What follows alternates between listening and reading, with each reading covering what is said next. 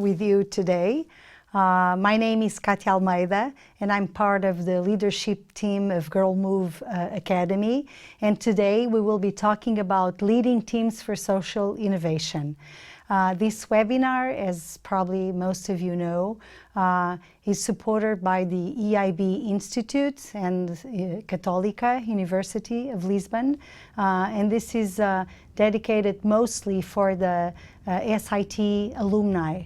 So I know that some of you have been following the webinars over time. So it's not only a pleasure to be with the ones that have followed the webinars before, but all of you that are here for the first time today.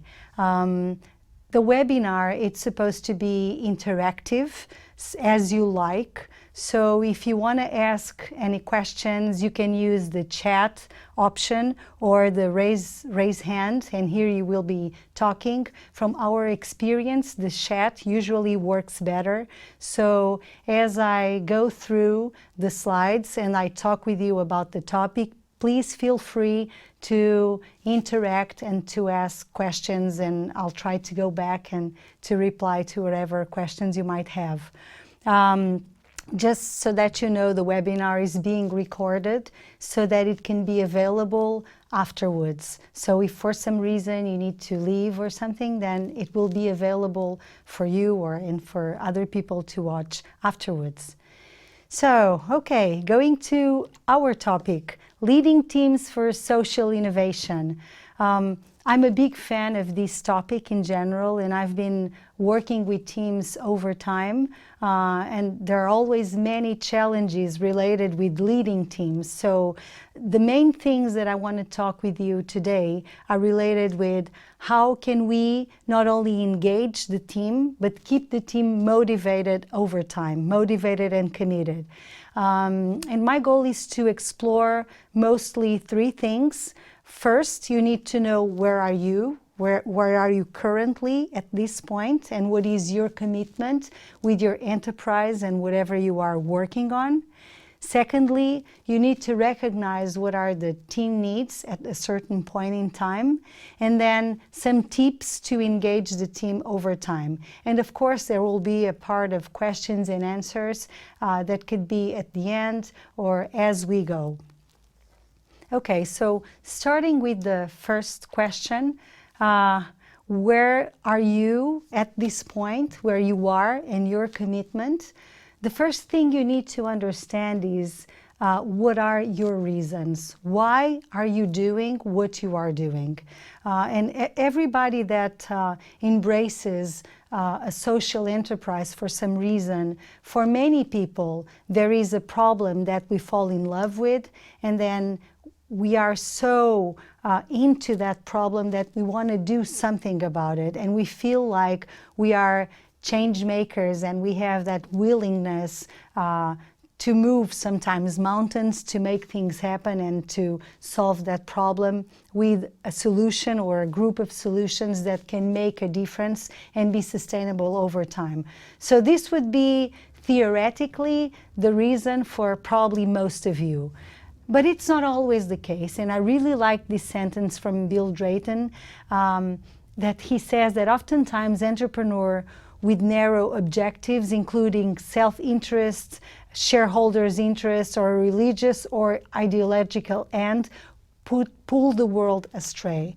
I really like this because sometimes whenever our personal reasons or whatever agenda we have gets in the way, we might have a blurred vision of what the needs of our people are. And if this happens, our focus will not be on the right place in the long run. So we really need to understand why we do what we are doing. Not only we need to be committed with the problem we are trying to solve, but mostly with the lives of the people that we want to change. So whenever we have a target people that we are trying to change, that we want to address, that we want to invest our time and solution to impact these people, we need to fall in love in some way with them. So if we are not passionate about our target group, then we need to review our reasons. And this might happen, the leading process over time, and the social entrepreneurship process is not a static one or one that goes like this. It changes over time. It's a very dynamic process, and our reasons might change over time. So we really need to pay attention to that and revisit our reasons every once in a while to make sure that we are on the right track. Now, the second thing is the shining star, that one and single change maker. I've realized that over the years, the process of identifying social entrepreneurs, identifying people that are really making a difference, might work against the fact that we need a team to make a change. What I'm saying is our societies and organizations in general are still very focused on old leadership models where you look at one person as the leader and that person as in charge of almost everything. And we all know that there is no way of making changes in the world or changing whatever we want to change by yourself. You always need a team. So you need to give up, let's say, of this shining star phenomenon that we like to, and I've been there in that position that you feel like you are a shining star, and you need to understand that no star shines by itself. So you need to have a galaxy of other stars, which is basically your team, and that's a totally different thing. The other thing that I think it's very important in order to lead your team effectively is the idea of let go of my precious. You might start with an idea, and even if you feel like it's your own idea, something that you have created and developed, no idea is born and developed just in you alone. There are always a group of people over time that influence whatever your idea got to be at a certain point. So this means that other people needs to own it, needs to feel like it's theirs as yours, and whatever you are creating and developing, you need to let other people join in and embrace and own it. Other way, it will not work. It will fail because you by yourself, you don't have enough knowledge, power, strength, or even skills or talent to change the world alone.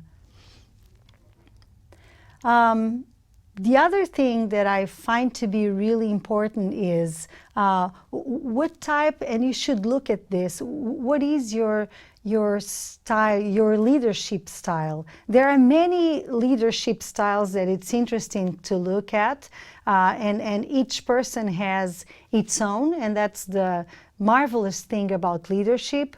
Now, what I want to point here is there is a big difference if you are results-driven or process-driven.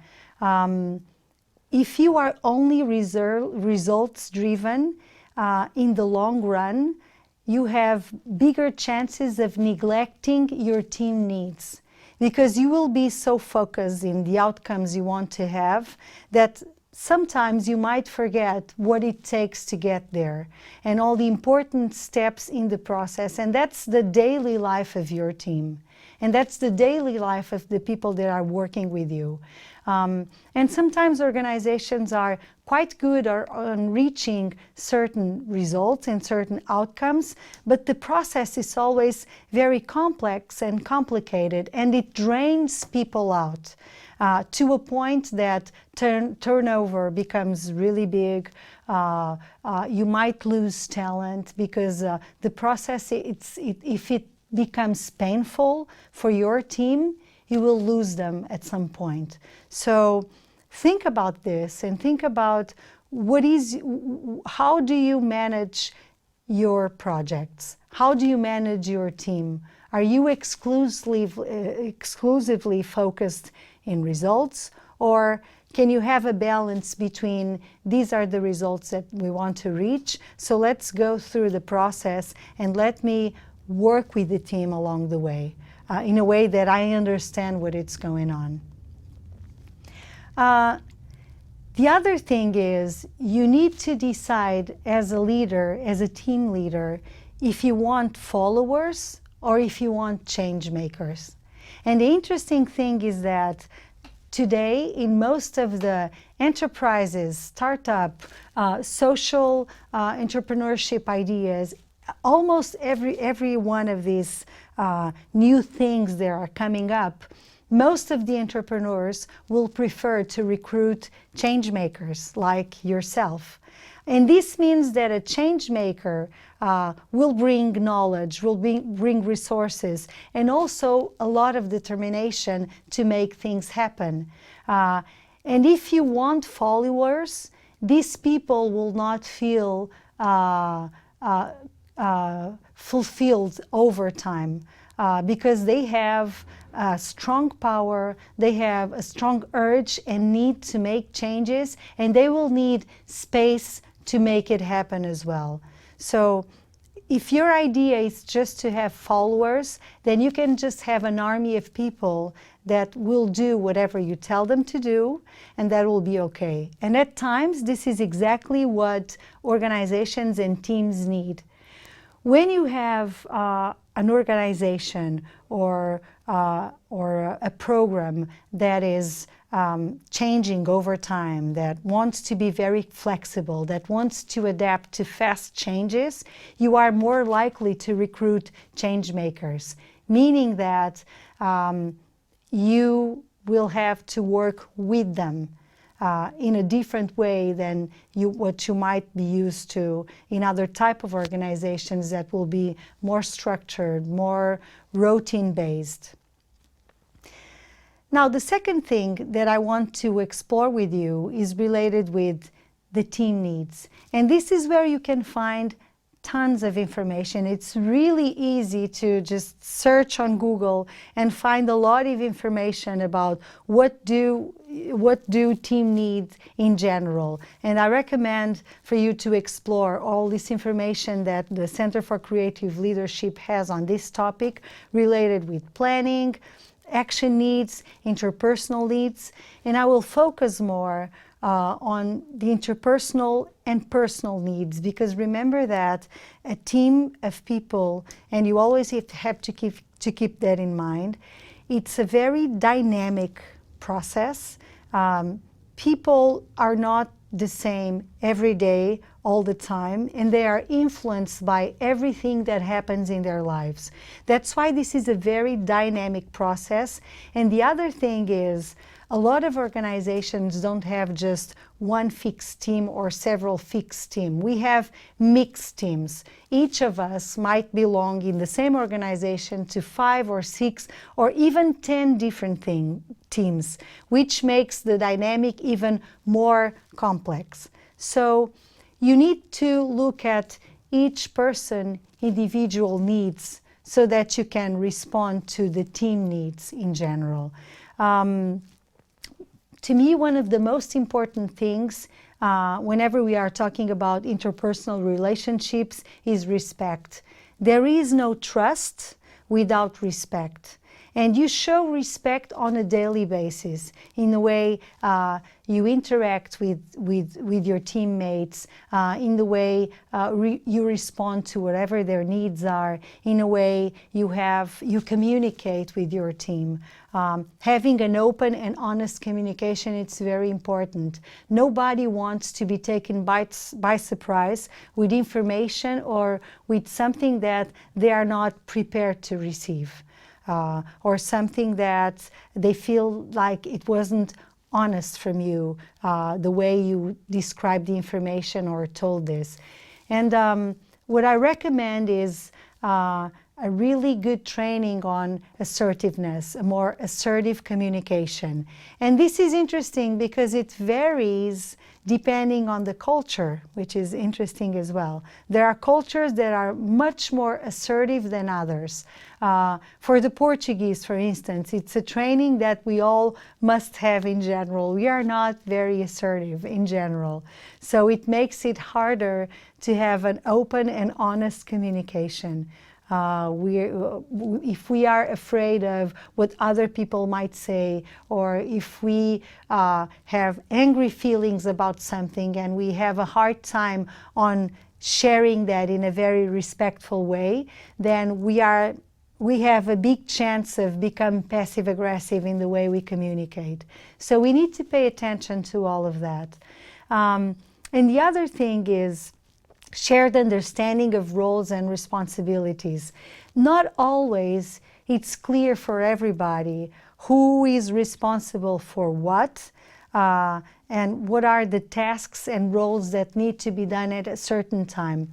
Especially if in your organization or in your project you have a lot of another smaller projects that are short in time or that will run in certain periods of time, and you will need different people to do it at a certain point, and then you will need another people for another project, and this might get really complicated if there's no clear communication and understanding about this. And going back to something that I've said before, if you are working with change makers, and if you prefer that instead of followers, people will want to be part of the process. It's really good to have a really talented team. It's an amazing thing because you feel like you are always growing. You feel like you are learning all the time. But this means engaging everybody in the processes so that people feel engaged, people feel like they own whatever it's happening, and then they are more likely to feel responsible and to understand what are their tasks. So these are kind of the baselines so that you can make the team committed over time. And a lot of it is related with you. Each leader, each team leader has a huge responsibility in an area related with self-development. If you can identify weaknesses that are stopping you from leading your team the best way, then you really have to embrace this idea of diving deep in personal development. What are the things that you as a person will have to develop so that you can make a difference in your team and in the people that you are working with? Now, tips, and I want to start now identifying here more tips to engage the team over time. Empathy, and a lot of the things that I'm going to say are some of the basic skills that you can find on emotional intelligence. And a lot of the studies being done, especially in the most recent decade, related with how important it is for you to develop your emotional intelligence. And of course, empathy is one of the most critical things. And I've come to realize that not everybody masters the art of empathy. Empathy is very different than sympathy or pity. Empathy is the ability that ones have to really be in other person's shoes, to understand what it feels like to be in that other person's shoes, as if you were that person. And when you feel that, that doesn't mean that you disconnect with who you are. On the contrary, you have to be really earth-grounded with who you are and solid about that, so that understanding the other person will not disorganize you in some way. Okay, and this is a process, and this is something that you learn how to do over time. And again, it's different than sympathy or pity. The other thing is, it's really important to manage and master your counter-aggressive feelings. Your team should never be shaped by your state of humor. That's the worst mistake that any leader can have. I think it's really bad for a leader whenever the team every day are like cautious to see, let's see what in mood he comes today so that we know how to interact with him or with her today. This is not a good thing. You should work as a thermostat and not as a thermometer. A thermometer the temperature will go up and down, and it will be influenced by the external temperature. So those people that are very unpredictable emotionally operate like a thermometer. A thermostat will keep the temperature the same all the time, regardless what is the temperature outside.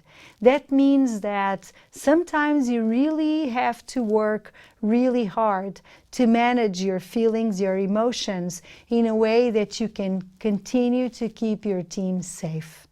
And that's the main goal, especially whenever there are big challenges on the team, especially whenever everybody is stressed with deadlines or with things that need to be done.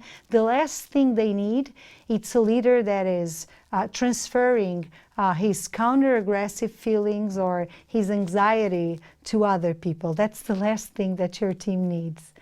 The other thing, and again, this is about the importance of interpersonal relationships. It's related with connect. Connect it's about trusting, respecting, understanding, empowering. And this is something you have to do every day. It's not something that you do one time and that's it, and then it's done and you don't need to reconnect with your people over and over and over again. And if you have someone on your team that is having problems, that is suffering with something, it might be harder for this person to connect with you at some point because this person will be more closed, will be more focused on his or her own concerns. Even great or very big work loads will make it difficult for your team to connect with you or your people to connect with you. So this is something that you need to be really attentive on a daily basis. And this is not hard at all to do. You connect in the very simple things. Eye contact, a smile, a blink of an eye, a touch on the shoulder, asking somebody if that person is okay. If you feel that that person is not on his or at his best, then you can ask.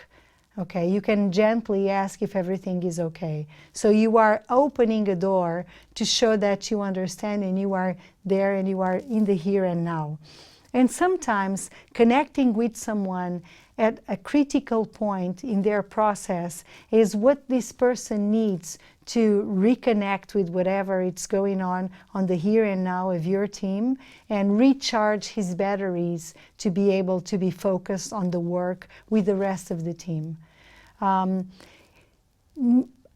To have your team engaged over time and motivated, when you can make a big difference, it's not on the huge things, but mostly on the small things. How attentive you are to each person, because you are modeling, you are demonstrating, you are being a role model for the others to follow.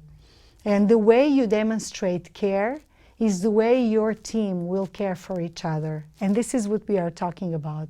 How do we care for each other? We are not talking about friendship.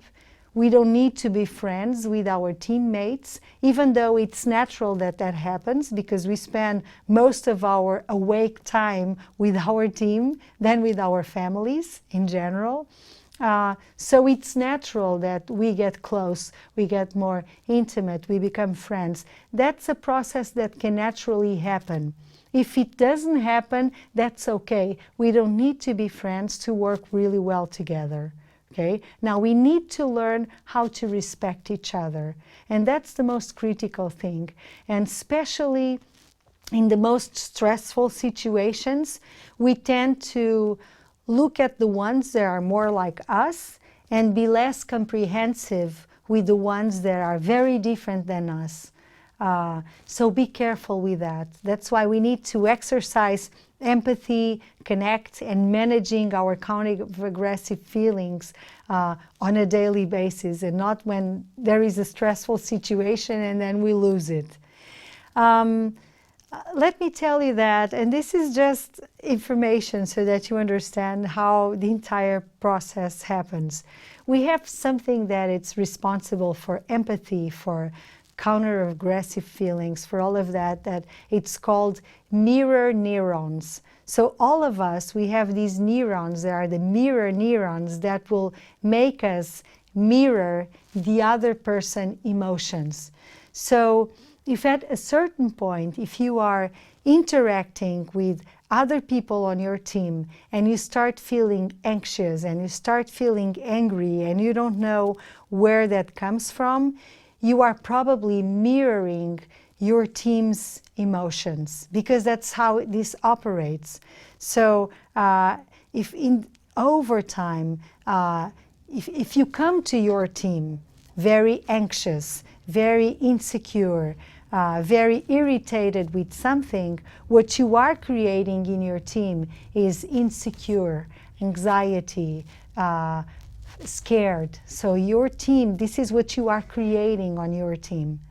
That's why you really need to learn how to manage your counter-aggressive feelings so that you are not passing out to your team things that in the long run will not help them be on their best. Continuing with tips to engage the team over time. What is your ability to inspire your team? And I would say that consistency is very important. Consistency over time. Even when you don't realize, your team is paying attention to you all the time. They are observing what you do and how you do things. So if your organization have a set of values, and if you don't live those values on a daily basis, you are sending a mixed message that it's not the right one. So you need to learn how to live those values on a daily basis. What does that mean for you, for your team? There has to be an alignment between whatever your organization stands for and the way you act on a daily basis, because that's your belief system. And your belief system is one of the best ways you have, one of the best natural ways of inspiring and engaging your team. And the other thing is, everybody loves to dream, and everybody loves to understand that your daily work is contributing for something much bigger than yourself. Especially if we are talking of social entrepreneurs, change makers, we all love to believe that even if small step that you make on a daily basis, it's actually contributing for something really big. And keeping that in mind, and that is keeping the dream awake, it's a great way of inspiring your team. So remember that and keep that in mind while you engage your team over time, especially in those processes that might be boring or there might be more routine-based, because we always have this type of work that might be not as exciting or engaging, but it's very important as well. Now, the other thing that it's very important, asking and giving.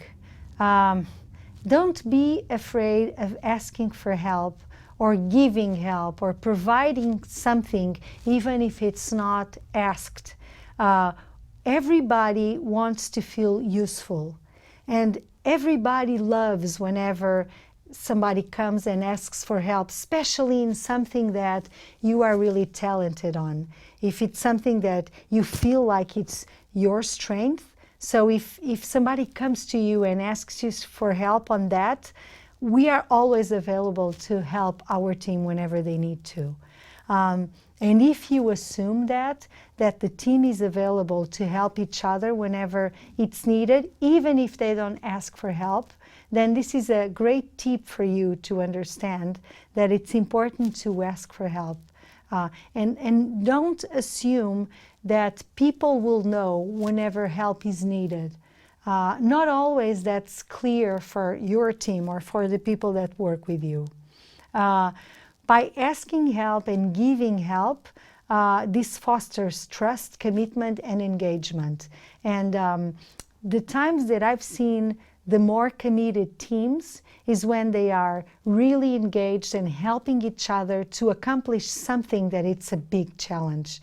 So it's not written here, but challenges have to be there. Not always. If you are always working in challenges all the time, you are not providing time for the team to recover, regain energy, and then go back and move on. So it has to be like this, the challenges. So not always, always, always, because it doesn't give them time to breathe. And then a challenge, it's no longer a challenge. It becomes a burden. And you don't want that. You want challenges to continue to be challenges. The other thing, appreciation. How often do you tell your people, your team, how important they are for the organization, for the project, for whatever you are accomplishing together? How often do you recognize every person's efforts on what they are doing? Don't expect that they know just because you know, okay? Whatever you don't say, you don't say. Meaning that your people might not know what you think if you don't express that out loud. Okay? And you have to do this individually and for the team. So that's another thing that it's very important for people to feel recognized. And do it in a very specific way. Not just, oh, you are doing a great job. That doesn't really say anything. You should reward, even if it's a social reward, whatever you are telling the person, you should say specifically what is it that this person or the team has done that you are rewarding and that pleased you. The other thing is understanding needs and expectations of all team members. And this means a one-to-one time and work with the people, especially the ones that report directly to you, and time with your team so that everybody understands what are the expectations and the needs, and the team can come up with a plan to respond to those needs. And that could be, professional needs. It could be need to spend more time working on a certain project. The time is not enough for that. It could mean more time for personal things, and it could be even going to a doctor's appointment or taking care of your physical health, if that means exercising or having more sleep and all of that. That's very important. It's not always a sign of health whenever a team is not working or investing anymore on their personal time or family time. Whenever the work becomes 100 or 120% of your life, and you spend 15 hours a day working, including weekends, that's a sign of illness and not a sign of healthness. So be careful with that.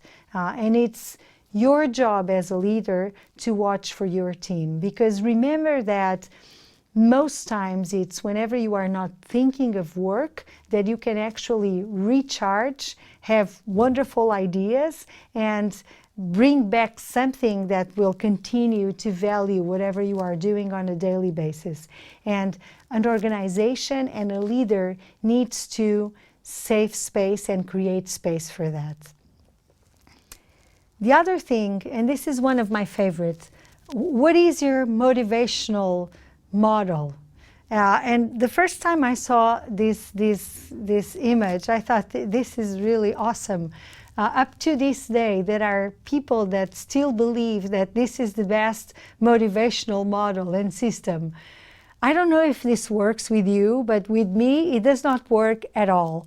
I don't feel engaged or motivated or empowered at all if the only thing that people do with me is pointing the finger or showing me the things that didn't go well. So that's not, so you should review that. And there are ways to actually train to do this differently. A strength-based approach. This is very important. This is, if you want to keep high levels of motivation and the team engaged over time, you need to learn how to have a more strength-based approach based on the things that are going well. Of course, that doesn't mean neglecting what needs to be done and what's not going well. Not at all, because I know that we are all very picky on that and always trying to do better and to bring the things that are not going well to the next level. And that's where we spend most of our time and most of our focus. Now, if we don't look at the things that are going well, recognize it and advance it, then at a certain point, your team will not be motivated. And it will be really hard to be engaged if you are not motivated. One person in the team that is not motivated, it will affect everyone else's. Everyone else on the team will be affected. Remember the mirror neurons that I've mentioned before? They're always there. They are inside us. They're always here with us.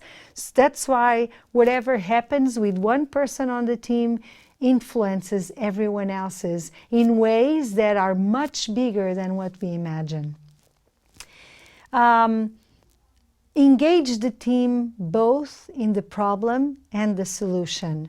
Don't engage the team only when things go wrong or only when things go well.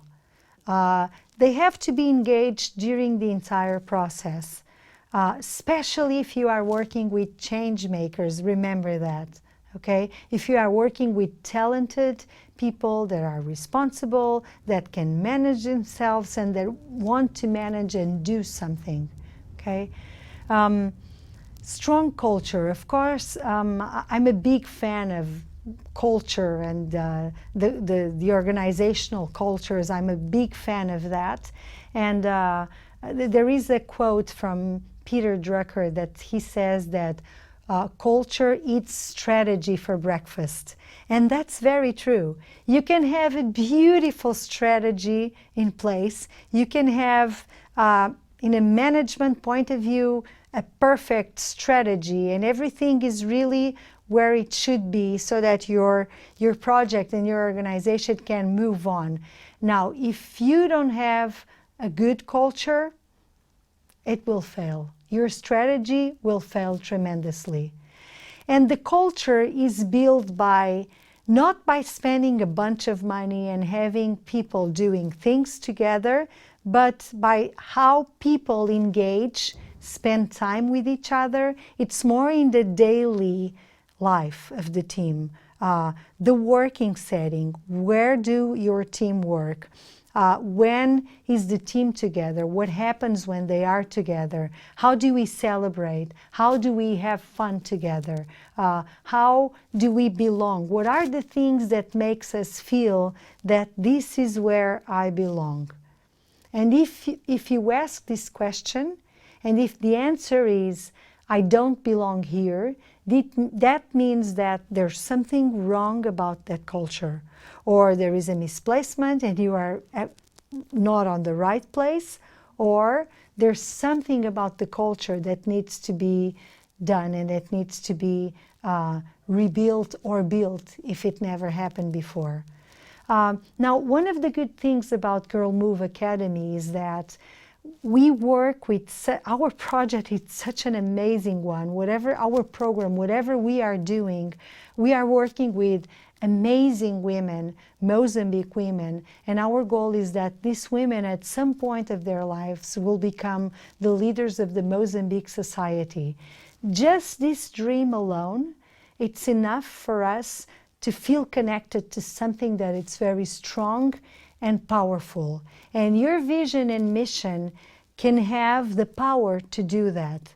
And then on a daily basis, we are always finding wonderful ways to celebrate these women's accomplishments. So many times your celebration is related with what you are doing on a daily basis. And don't neglect an opportunity to celebrate when it comes. And you should use those opportunities to do so. The other thing is, how do we as a team celebrate together whatever it's happening? And you should pay attention to, again, the small things. What happens during lunch breaks? What happens after a working day? Do people get together or not? What are the things that happen? What are the dynamics that are happening between your team members so that they can feel more connected? And sometimes it's in the more informal times that we build the organizational culture. So pay attention to that and see if you have the right setting for this to happen, if people are actually doing things to be together, to belong. I have a question there from Patricia, and it says, love the expression, culture eats strategy. Please, can you repeat the author? This is, and I forgot the author. Can you believe that? Peter Drucker. Yes, I have my friends over there that are helping me. This, for those of you that know me, know that I'm an expert in not remembering names, even after I quote them. So I'm sorry about that. Yes, Peter Drucker, okay? So he's the one who says that. So you should read more about it, because this is very important, again, going back to the culture. The other thing, and I'm looking at my notes now, granting rights and sharing responsibility. Everybody on the team is responsible not only for the successes, but also for the failures. Don't point the finger or try to find guilty who is the guilty whenever things don't go well. If we are talking about a team, it's everyone's responsibility for everything. Of course, you can always identify who is leading the process. You can have a more deeper conversation, whoever is leading one process or one team. Now, don't own it by yourself. When the team is engaged in the responsibility of what happens, this is a learning process for everybody. Remember that. There is always a learning process in everything, not only that goes well, but especially in what doesn't go well. This is where you learn more. So if you don't use these opportunities to learn something and to develop a plan of how you will make it better in the next time, then there is no point, and then you will disconnect with your people. Treat all people with respect, and when I mean all people, I mean all people. Meaning, this goes from the cleaning lady to the people that you work with, to your target groups, to everybody in your team, to your stakeholders, regardless how important they are. Everybody is important. Everybody that you interact with, everybody is important. Remember that all of us, we are doing what we are doing so that our world can be a better place for all of us. And we are modeling interpersonal relationships all the time in the way we interact with everybody. If you are in the context of your organization, with your team, the way you interact with everybody, you are providing an example for your team and for everyone else's around you. On your daily life, you are a model to everybody that interacts with you. We learn from each other all the time, even with people that we don't know. In the street, whenever you go to the supermarket, whenever you go take care of whatever you need, the way people treat each other will have a huge influence in the world we are creating for ourselves and for the ones to come. So remember that. That means that it's a life goal to become a better person and to work on whatever you need to work so that you can positively influence the ones around you. So remember that. Respect. If you don't know where to start, start here. Respect. The other thing is treat team members as human beings and not resources. We are all human beings, and as human beings, we are very sensitive, all of us, even if we don't want to admit. We are very sensitive to the way our people treat us. And the way we treat other people many times is reflected in the way we were treated before. So we need to understand these dynamics so that we look at the people that we have in our team as our people, not resources, but human beings. Our team is one of the most powerful and precious things that we can have in our lives. Of course, besides family, besides our friends. But if you think about it, many times our team is even more important than our group of friends. The type of influence that they have in us, in the way we interact, in the way we behave, in the way we feel, it causes more influence than even our friends many times. So remember to treat them as human beings and respect again, always. There has to be a common ground, a shared belief between everybody in your team. And that's okay if you go to an organization or a team, or you have someone in your organization where the ground is not the same. It means that probably this person might be misplaced and this person needs to continue his or her own path, and that's okay. You will not change your project values or your organizational values just because somebody on the team has a different set of values, okay? Here, this ground has to be common. We all have to have a common ground. That doesn't mean that we should always be the same and look the same. On the contrary. Now, here is where is the challenge.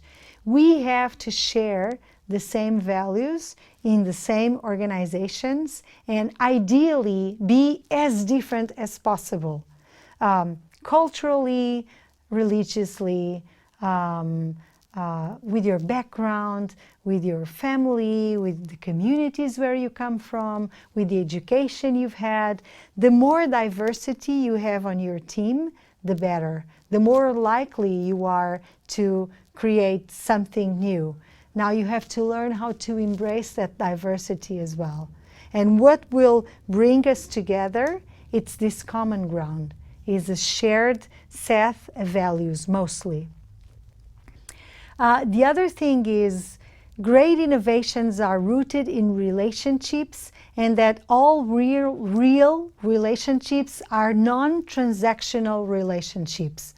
All of us, we need to have transactional relationships, of course. That's natural to get the work done, especially with several stakeholders, with several partners. It's normal that this happens on a daily basis.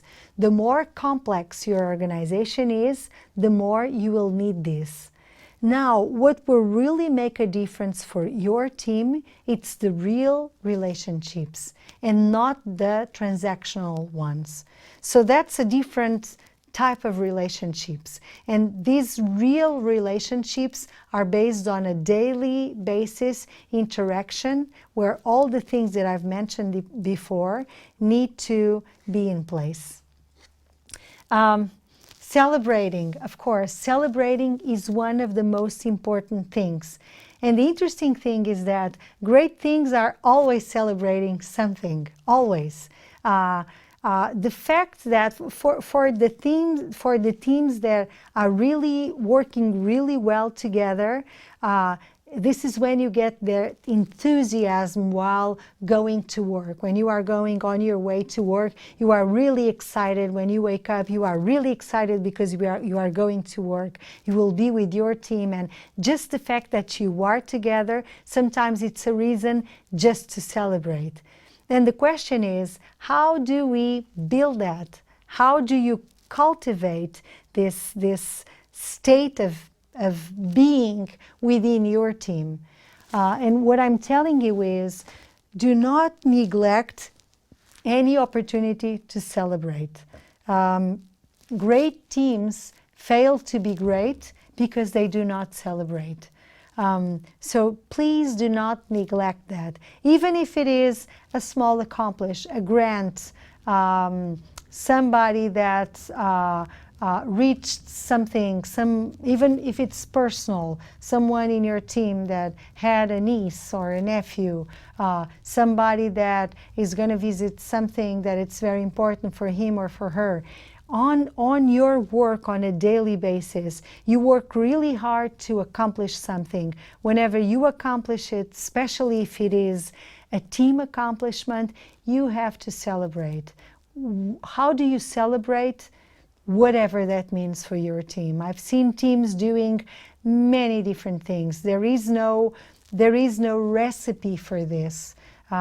Whatever it's the right thing, you will know what is the right thing for your team. If it is to go have lunch together, to go to a bar at the end of the day and have some beers, to go run for 15 minutes, to exercise together, to bring balloons and to make a balloon party and then just blow the balloons, whatever. It could be from the most predictable, normal thing, from having a meal together, to the most crazy thing you can imagine, as long as you do it, okay? As long as you do it. Another way of celebrating is recognizing your people's efforts and the accomplishments, especially if you are in a distance, and this is my case with the team that I'm leading. They are 10,000 kilometers away from where I am on a daily basis, and this is a huge challenge. So what I want to do with you right now, and we have about 5 minutes, I have a group of questions that were asked before, and about the slides I don't have more to share with you, but I have here a set of questions that were asked before, and what I will do now is to try to reply to some of them. If you have any questions, please, this is the time to ask them, and then I'll do my best to reply to your questions at this point. How might we highlight some of the team members without compromising the overall team performance? Let me tell you that whenever you have team members that are very connected, they are the ones who will highlight each team member, and they will be really glad about that. There is something about generosity that it's very important to foster in your teams. And whenever you start offering help, being available for your team, being there for them, and modeling this way of interaction, and then it will be natural for the team members to recognize each of the team efforts. And that's okay. I mean, if there's someone that has accomplished something that was really good for the team can acknowledge that and recognize it and own it as something that it's really good for the team. Remember that a team, it's a group of people that have an interdependency. There is a lot of interdependency between all the team members, meaning that if something really good happens to one of the team members, if it's good for one person, it has to be really good for everybody because we are working together. If the team members cannot recognize that and acknowledge that and feel envy or something about it, it means that you are on a competitive mode and not on a cooperative mode. And there are some fun stuff that you can do around competition versus cooperation so that the team members can understand the differences and in a more playing mode go to a more cooperative mode as well. But this is topic for another webinar. Another question that I was asked was this one, and I've talked about this before. The bigger challenge leading a team that is 10,000 kilometers away. So my team is there in Mozambique, which is my team, I mean my direct reports, let's say, because we also have, of course, a big part of the team here in Portugal. So the first big challenge is related with the cultural differences. And that's a huge thing. And the fact that I'm not there all the time, I'm Portuguese, I'm not Mozambique, and I don't go there as often as I would like to, it makes a big challenge because things continue to move on even if I'm not there. So keeping posted of whatever it's going on and understanding and feeling the team, that's a big challenge. And I try to be as close as possible and as available as possible, even though it's still a challenge to me, as you can imagine. It's the first time in my life that I'm having this challenge for the past year of leading a team that is so away from here.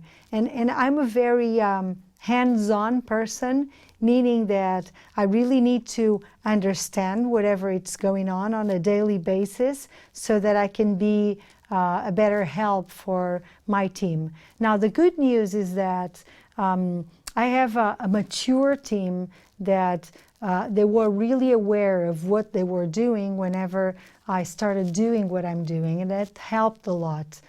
So I think that learning with my team has been one of the best things. So I feel like I'm learning more from them than on the other way around. And I do believe that this is an empowering process for them as well, which is a really good thing. How to maximize very diverse teams.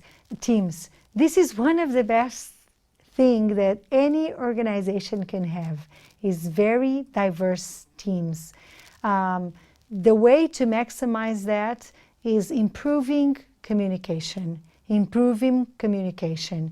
the way that you will, we have to define and to set up communication rules most of the times so that this process can be more fluent and more comprehensive and we can all be on the same page.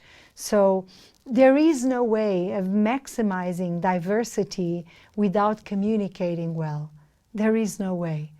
Okay, so communication, it's another thing that we always need to be focused, always. And there's always room for improvement, always, always. How can we invest time for a better life for others and feel happy? Now, I've mentioned this before. Only being devoted to work, it's not a sign of health. It's a sign of illness. And not being able to manage your own personal needs, your family needs, and other needs that you might have together with your work, that's not a sign of health. So you need to be able to find that balance. If you as a leader, if you are a person that have a really hard time on finding this balance, I would say that this is something that you really need to start working on. Other way, you will be creating a huge pressure on your team in a way that they will burn out really fast, and then you are destroying the talent you might have. So you need to be really careful about that. One of the ways you can do that, there is some, the feel happy time should be included in your work in your daily basis. Your work should be also about feel happy. If it's not a feel happy, there might be something that it's misplaced in your work on a daily basis, whatever that is for you. Okay? Of course, we all have to do tasks that are boring or that we don't like.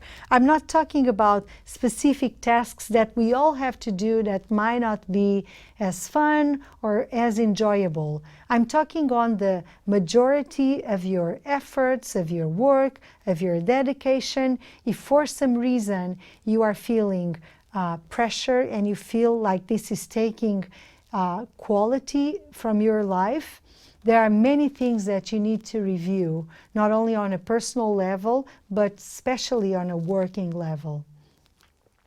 How to foster team cohesion and how to establish a culture, values, and keep members motivated. I think I've mentioned many things related to this along this hour, things that you can actually do to foster this. Remember that connecting, respecting, valuing the people that you have on your team, that's very critical for that. And a clear, open communication and organizing time for all of you to be together, that's very important. Organizing time, that it does not always have to be work, work, work, work time. Fun time, the celebration piece. Okay, just getting together and hang out. There are break times that can be really useful and really good for that. I think okay. My last question here: what is the best way to motivate a team when a social startup faces financial challenges?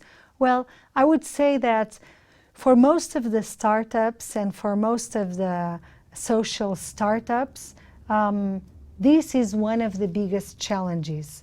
And it might be really hard for all of you to actually deal with the financial challenges.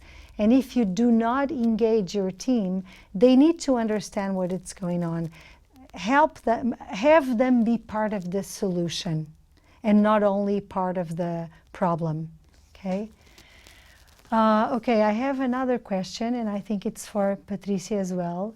And she's saying, thank you so much, and thank you. Now, I want to close. I want to thank you, Patricia, for your feedback here. And she says, thank you so much for such an inspiring and amazing webinar with very practical advice that I will certainly apply. Thank you so much. I am so blessed to be part of Girl Move Academy project, even if just as a mentor to the Girl Movers. Thank you. All the best to all of you. Thank you so much for Patricia and all of you that were here with us today. And I hope this was helpful, and thank you. And I just want to remember that we will ask you to do a webinar evaluation. That's very important for us so that we know how to improve for the next time. Thank you. It was a pleasure to spend this hour with you here today. Bye-bye.